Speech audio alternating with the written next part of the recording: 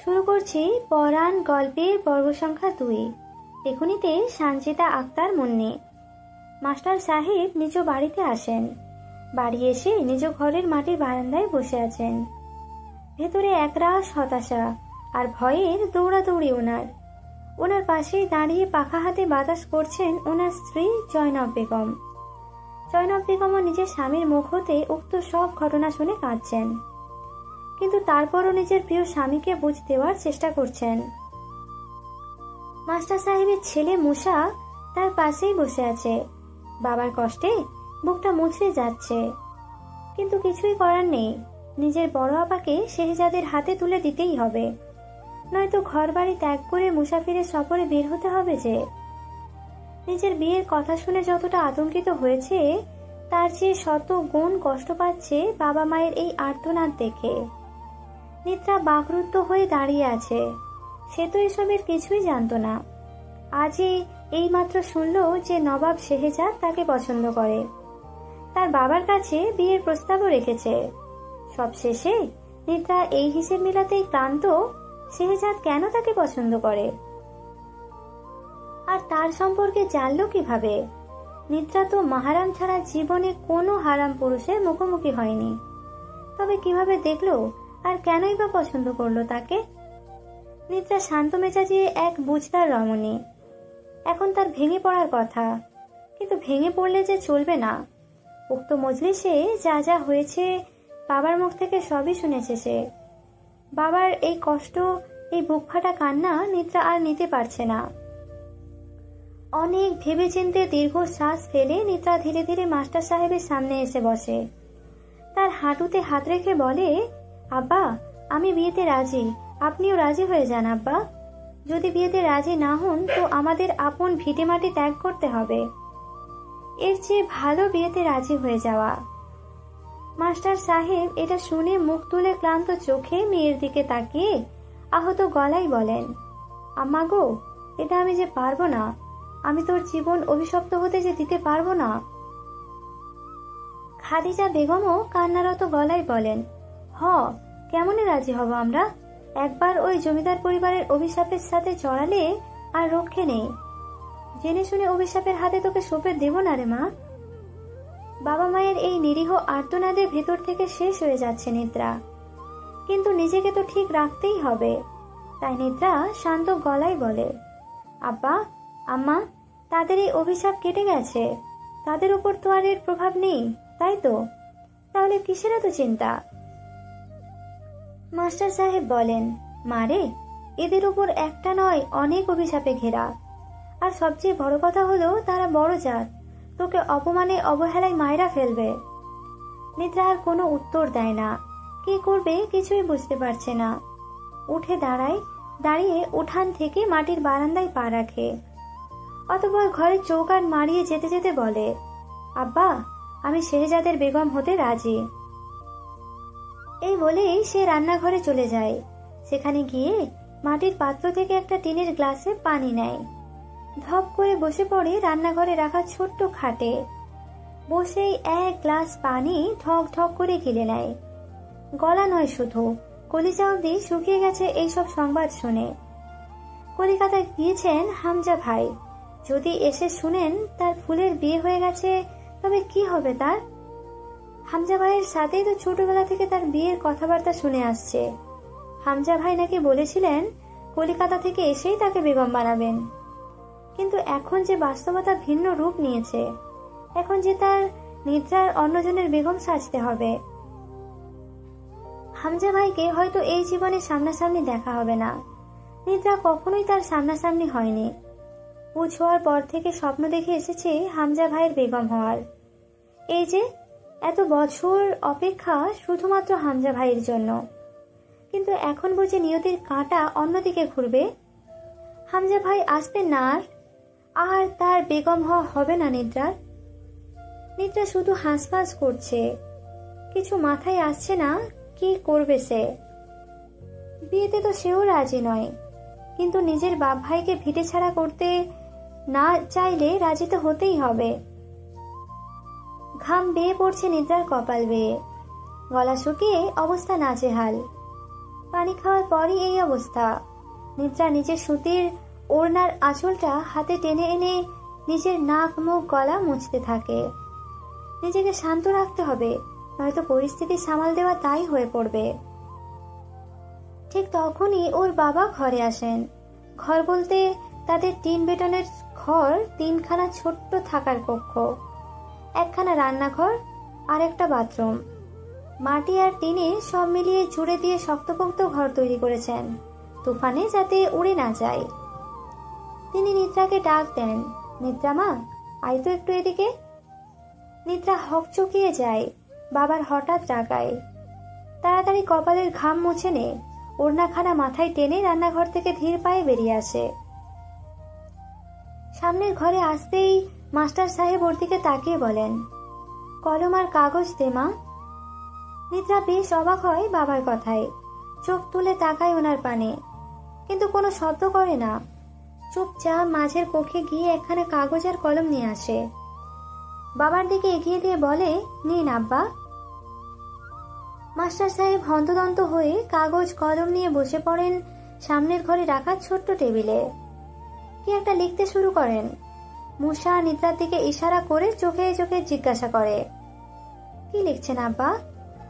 নিদ্রা হাতে ইশারা করে বোঝাচ্ছে, আমার ধারণা নেই। খাদিজা বেগম তো এসবের কিছুতেই নেই।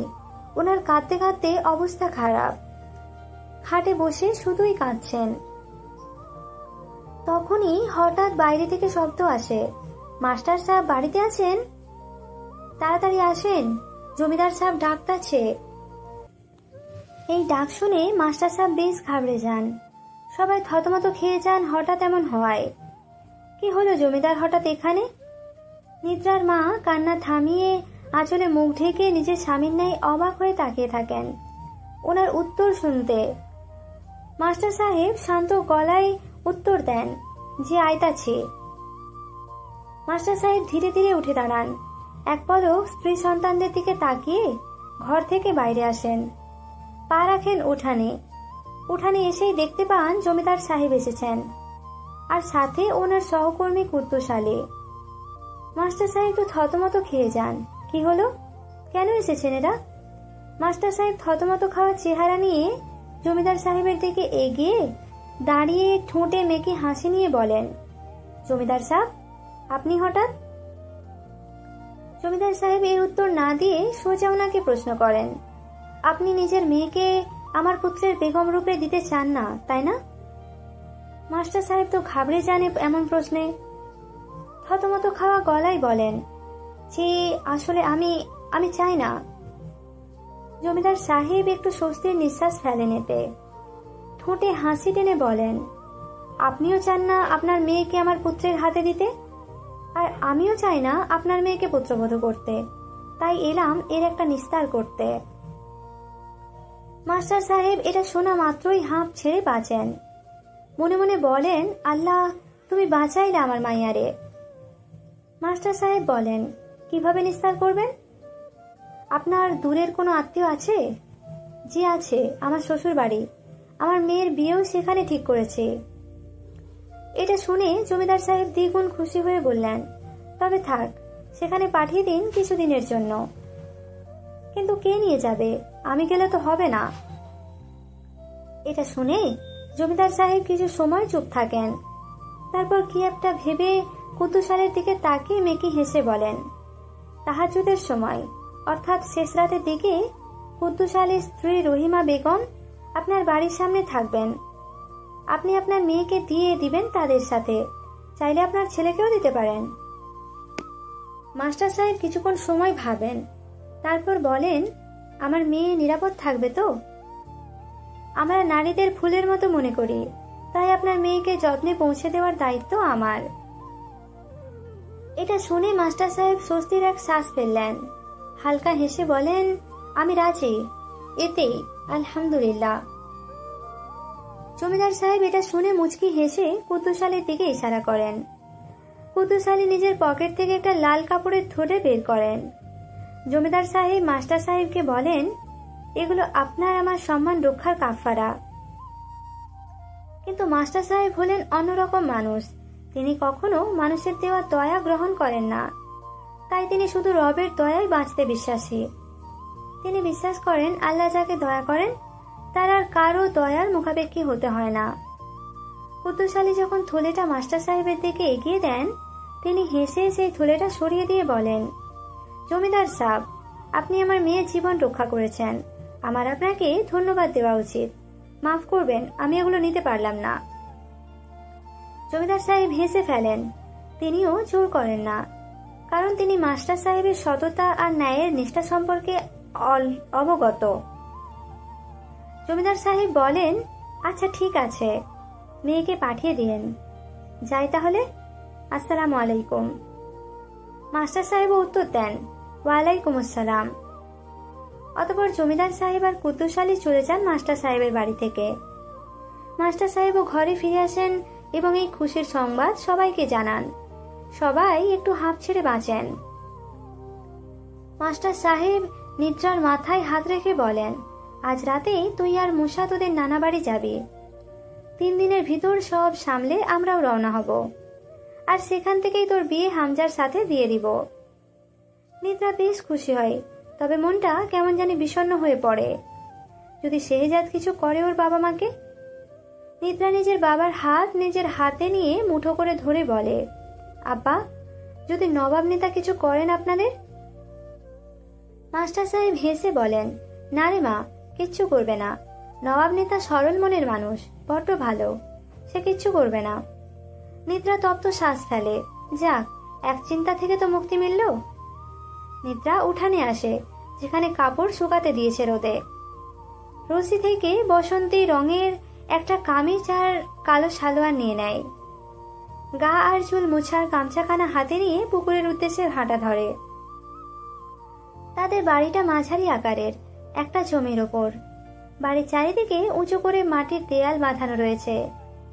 বাড়ির ভেতর ছোট্ট একটা পুকুরও রয়েছে।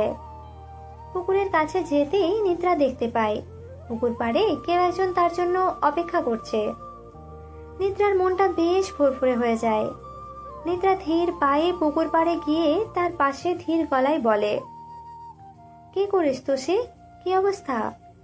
তুষি তার পাশের বাড়ির চাচাতো বোন, বয়স মাত্র 13।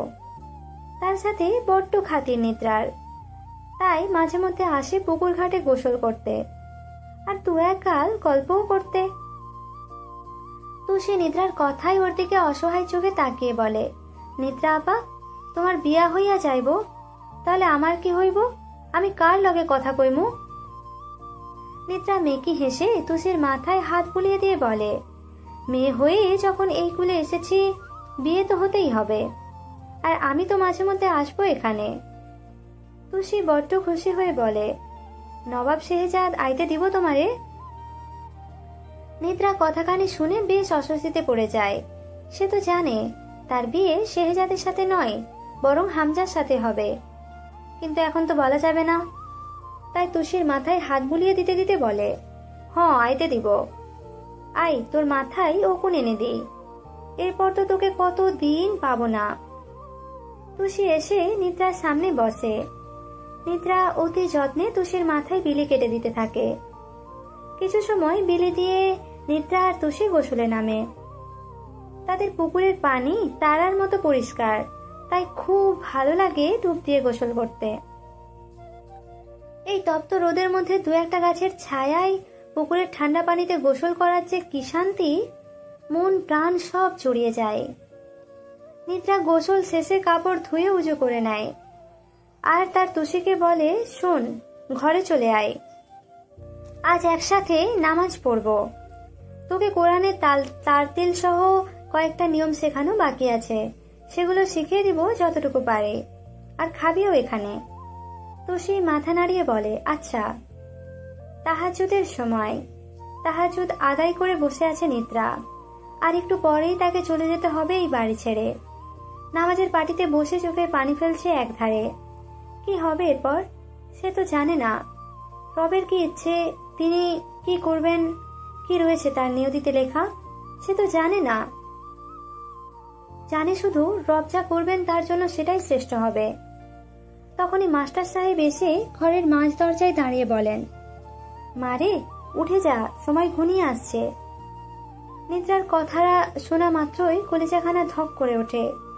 ও মাস্টার সাহেবের দিকে তাকিয়ে মাথা নাড়িয়ে বলে, আচ্ছা আব্বা। মাস্টার সাহেব বুক ভার করা এক হাসি দিয়ে মুসার কাছে আসেন এবং ওকে বলেন, জমিদার সাহেবের 2 লোক গ্রামের বাইরে থাকবে, তোদের দুজনকে আমি গ্রামের শেষ অব্দি এগিয়ে দিব। মুসা এই মাথা থেকে টুপি খুলতে খুলতে বলে, আব্দুর রহিম চাচা আমায় বলেছেন বিকালে বাজারে পেয়ে যে ওনারা দুজন গ্রামের শেষ মাথার বট গাছের সামনে থাকবেন। জমিদার সাহেবই ওনাদের ঠিক করেছেন। মাস্টার সাহেব মেকি হেসে বলেন, হ্যাঁ আমায়ও বলেছেন রহিম ভাই। নিদ্রা মোনাজাত শেষে নামাজ শেষ করে উঠে দাঁড়ায়। আজ সারা রাত কেউ ঘুমায়নি তাদের ঘরের, সবাই শুধু এই সময়ের অপেক্ষায় ছিলেন। নিদ্রা ধীরে ধীরে এক বুক হতাশা নিয়ে বোরখা পড়তে শুরু করে। ওর মা খাদিজা বেগম আগেই ব্যাগপত্র গুছিয়ে রেখেছেন। নিদ্রা বোরখা পরে হাত মোজা পরে চোখের পর্দা নিয়ে নিজের মায়ের দিকে তাকিয়ে এগিয়ে যায়। যিনি তাকে তৈরি হতে খাটে বসে নিরলস চোখে দেখেছেন। বুকটা ফেগে যাচ্ছে ছেলে মেয়েকে এইভাবে ছেড়ে দিতে, কিন্তু কি করার, এছাড়া আর কোনো পথ নেই। মনটা বেশ বিষণ্ণ খাদিজা বেগমের। এমন হওয়ার তো কথা ছিল না। এমন এক পরিস্থিতির শিকার হচ্ছেন যা ভেতর থেকে শেষ করে দিচ্ছে ওনাকে। নিদ্রা মায়ের সামনে গিয়ে ওনার হাতে চোখের ওপরের কালো পর্দাটা এগিয়ে দিয়ে কান্না ধরা গলায় বলে, আম্মা দেবে আমার চোখের পর্দার ফিতেখানা লাগিয়ে। এটা শুনে খাদিজা বেগম আর চুপ থাকতে পারলেন না।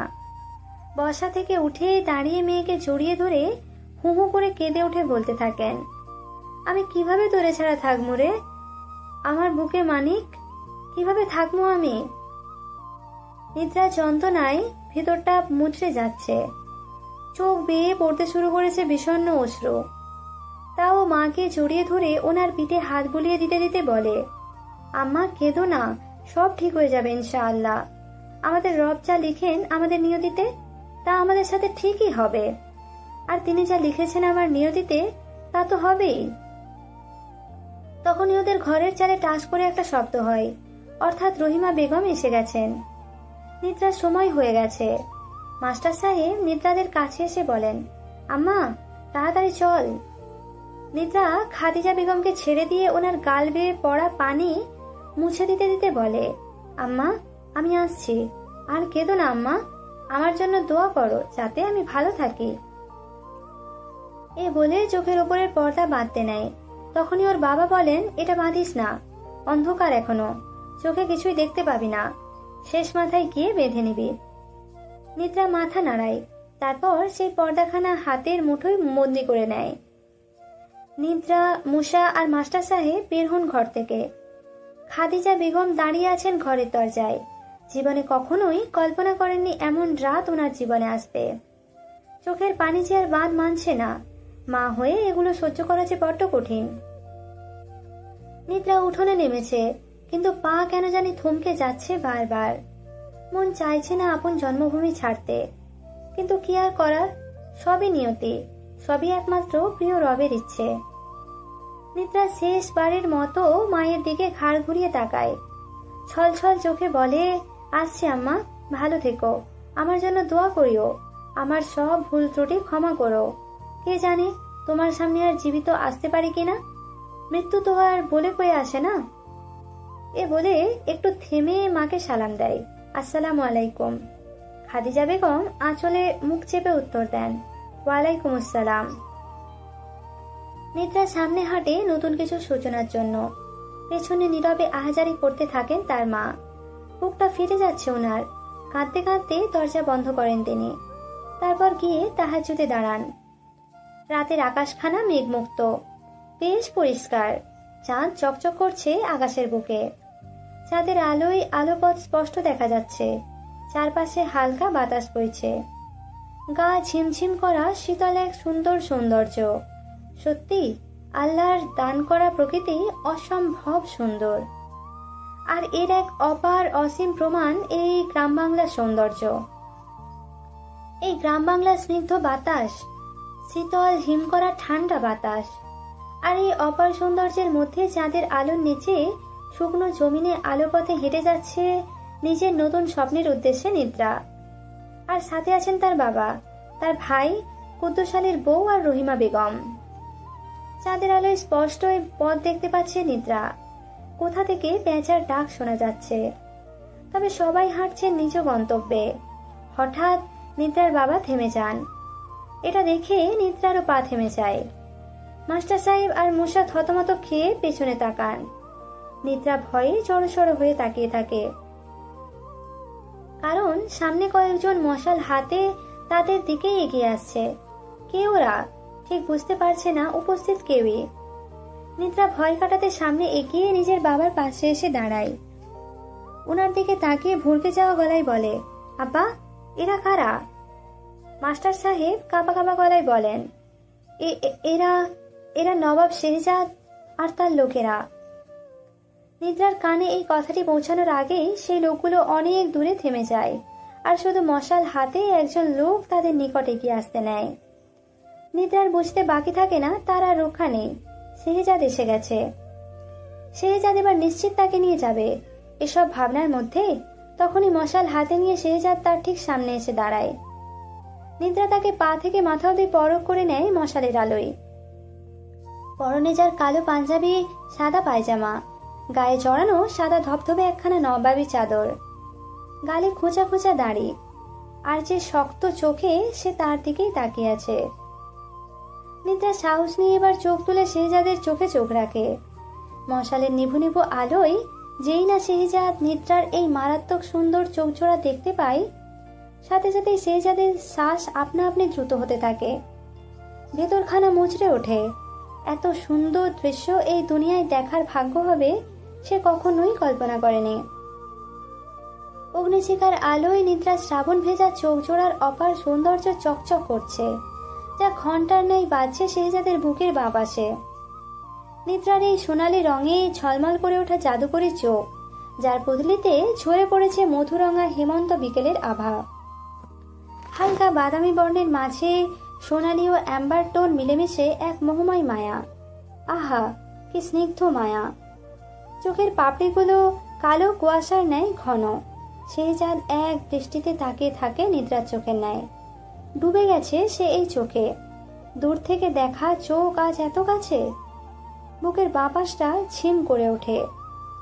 শেহজাদ নিজের বুকের বাঁ পাশে এমন বেহাল অবস্থা দেখে তাড়াতাড়ি ডান হাত দিয়ে বুকের বাঁ পাশটা খাবলে ধরে। তবুও মায়া ভরা চোখে নিদ্রা চোখের ন্যায় তাকিয়ে রয়। অদ্ভুত ব্যাপার, নিদ্রাও চোখের পলক না ফেলে এক দৃষ্টিতে শেহজাদের চোখের ন্যায় তাকিয়ে আছে। কি মনোমুগ্ধকর এই দৃশ্য! রাতের আকাশে তারা আর চাঁদ নিজেদের সব আলো উৎসর্গ করছে, আর আকাশের নিচে জমিনে এক পুরুষ কারো চোখে নিজেকে বিসর্জন দিচ্ছে।